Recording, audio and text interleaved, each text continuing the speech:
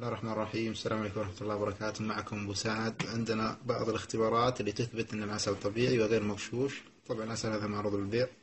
أول طريقة اللي هي الانسيابية، كون العسل ينزل بانسيابية وما ينقطع، فهذا دليل على عدم احتوائه لأي محلول مائي سكري. ينزل بانسيابية مهما تركت من الوقت.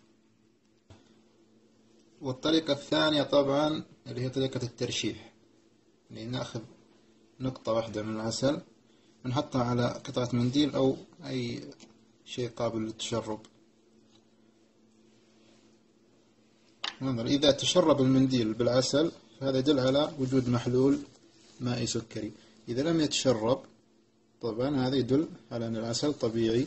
حتى لو لاحظنا من الخلف العسل ما يتشرب أبدا، ما يتشرب، يبقى نقطة. الطريقة الثالثة اللي هي من خلال عود كبريت، نغمسه في العسل، رأسه نغمس الكبريت في العسل ثم نشعله.